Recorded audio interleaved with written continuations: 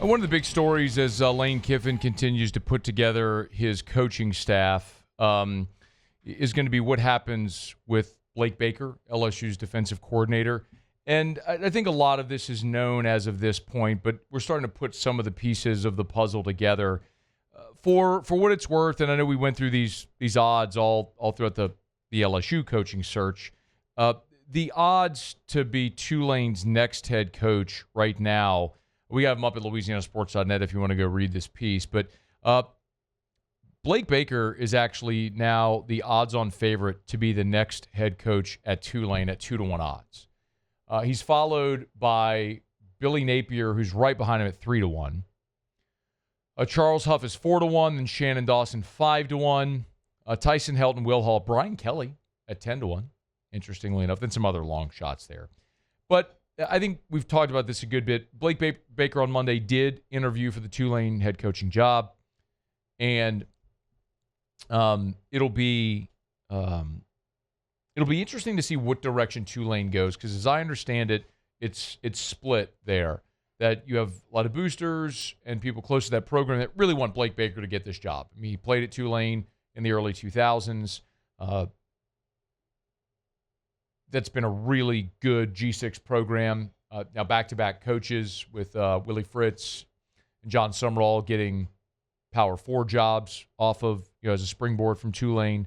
So with a really good coach like Blake Baker, it would be an interesting spot if he wanted to go be the head coach at his alma mater. And while, as I'm told, Blake Baker has expressed that he intends to stay at LSU verbally, and I reported that Baker was in that meeting Tuesday night with Lane Kiffin, GM Billy Glasscock, and representatives for Richard Anderson.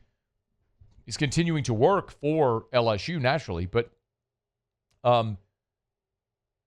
until a deal is done, I'm going to say the same thing I said all throughout the Lane Kiffin thing. Until the deal is done, signed, ink dry, coach at the podium being introduced, it's not done. So Baker may fully intend to return to LSU unless and until he gets offered a head coaching job, and particularly at his alma mater. Now, our buddy Garland Gillen down in New Orleans is also reporting that Blake Baker has interviewed for, he's with WVUE, that Blake Baker has interviewed for the Memphis head coaching job as well. So Tulane and Memphis now both interviewing Blake Baker for their vacant head coaching job.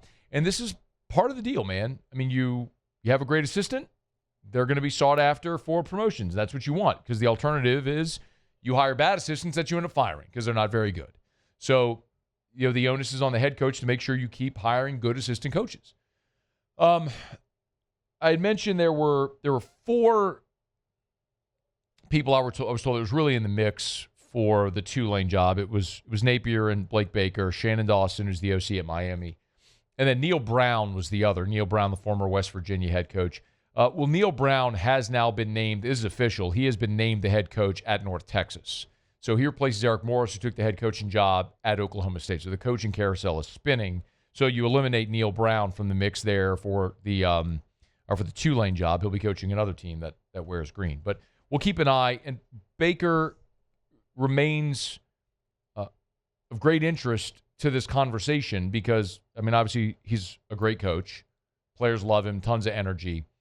But keeping Baker in tow really solidifies the continuity on the defensive staff. Because if Blake Baker were to leave, it is very likely that he would bring with him Kevin Peeples, the edge coach, and Jake Olson, the safeties coach, who both came from Missouri to LSU on Baker's staff. They were on Baker's defensive staff at Missouri and came to Baton Rouge, and Blake got the DC job here. So you would be turning over not only effectively your whole offensive staff with Lane Kiffin coming in, but at least 3 members, possibly 4 members of your defensive staff, depending on what happens with Kyle Williams, if Blake Baker gets one of these head coaching jobs. So, listen, I'm impossibly torn here. On a personal level, you love to see people succeed, and Blake's a great dude, and players love him, and he's a fantastic coach, and you want to see him get a great opportunity to be a head coach.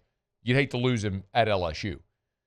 But really, it comes down to a decision that Blake Baker would have to make. Do you want your path to being a Power 4 head coach to be from being a successful coordinator at a major program, or do you want to go cut your teeth at a G6 program, have success, and then springboard into the Power Four?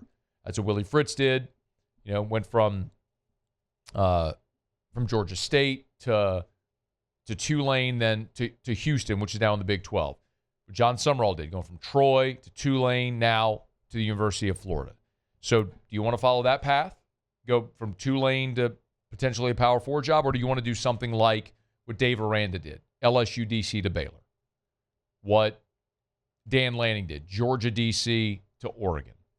Or Kirby Smart, Alabama DC to Georgia? I mean, those opportunities are there. They may not be as plentiful as G6 jobs to go be a head coach, and certainly not at your alma mater if Tulane offers. So it's just